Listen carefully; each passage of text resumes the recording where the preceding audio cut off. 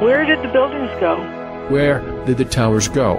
10 years you've been looking at this evidence, and you've pinned it down, and where'd it go? Dust. Gone with the wind.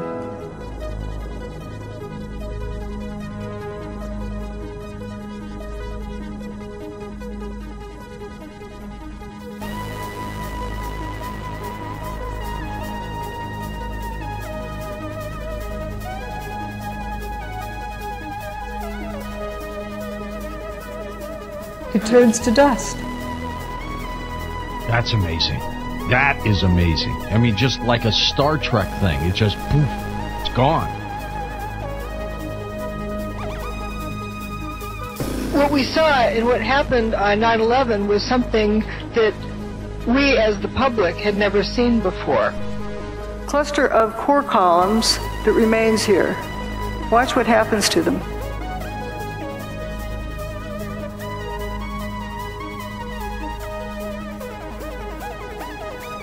They just faint.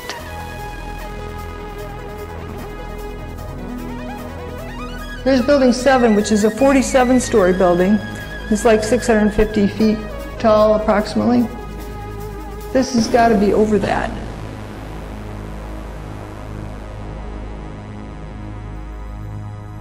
It physically disintegrates in front of your eyes.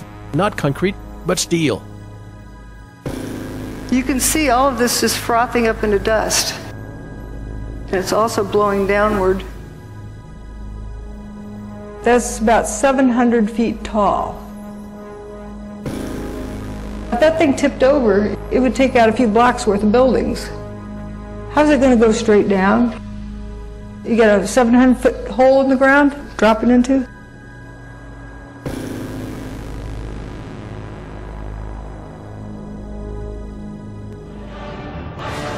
Where is all the rubble?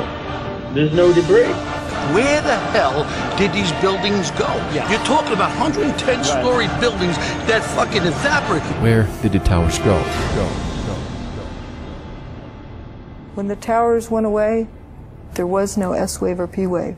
It was only a surface wave. And you get that when you lift the buildings off the ground. You no longer have that weight there. It's gone.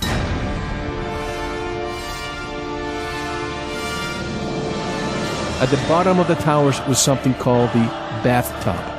If the debris of the buildings had fallen into that bathtub, it would have ruptured the walls, resulting in the entire flooding of lower Manhattan if the walls were not ruptured. These huge buildings turned to dust in midair right in front of our faces on TV. Why did so few people see that?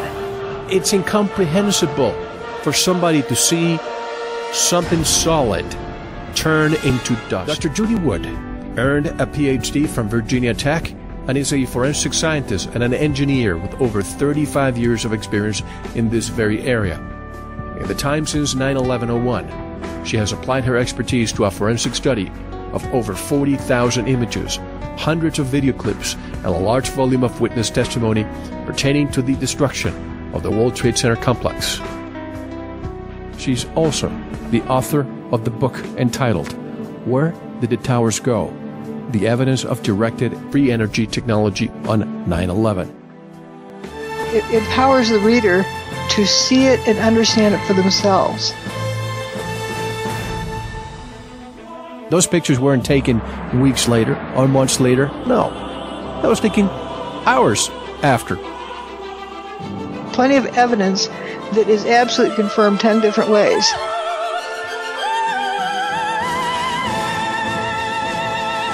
If you look, you see. But if you listen to what they tell you, you don't see. What you're seeing are high shots. Now, here we're going to show you a videotape of the collapse itself. Describe that. Now we go to videotape, the collapse of this building. It's amazing. Amazing, incredible, pick your word. For the third time today, it's reminiscent of those pictures we've all seen too much on television before when a building was deliberately destroyed. World Trade Center Building Number 7, also known as the Solomon Brothers Building, hundreds of yards away from the Twin Towers. collapsed at 5:20 in the evening on 9/11 and received very little coverage. This building was a 47-story steel-reinforced concrete structure, which collapsed into its own footprint in 6.5 seconds, 7 hours after the Twin Towers collapsed.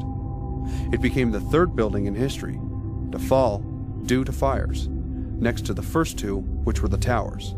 However, it was never struck by a plane. It also was not significantly damaged by the falling towers, according to the FEMA and NIST reports.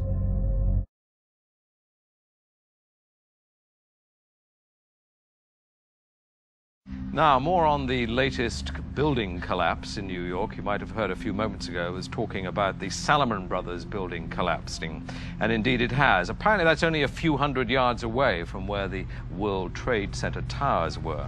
And it seems that this was not a result of a new attack. It was because the building had been weakened during this morning's attacks. We'll probably find out more now about that from our correspondent, Jane Stanley. Jane, what more can you tell us about the Salomon Brothers building and its collapse?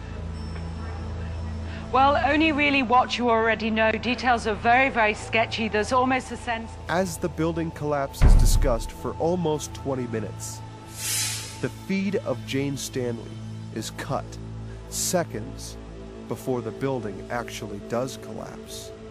Many of us, when we heard the news, perhaps on the radio earlier today, were completely flabbergasted by it and just couldn't comprehend it. I mean, it almost sounded too far-fetched. I was wondering what it's felt like for you being in Manhattan. Well, unfortunately, I think we've lost the line. Building 7, I'm not totally convinced it was a classic demolition thoroughly. I think the majority of it was. But what's odd about it to you? It's more perfect than any controlled demolition I've ever seen. It looks like you could essentially drive a four-wheel drive vehicle around the perimeter of it on those little alleys. It was so neat and tidy. So that too is odd. Yes. Well, every controlled demolition I've seen has something spilling over somewhere, but there was no spillage into the alley. Secretary, can I ask you a question about some of the technology that you're developing to fight the war on terror, specifically directed energy and high-powered microwave technology? When do you envision that you can weaponize that type of technology?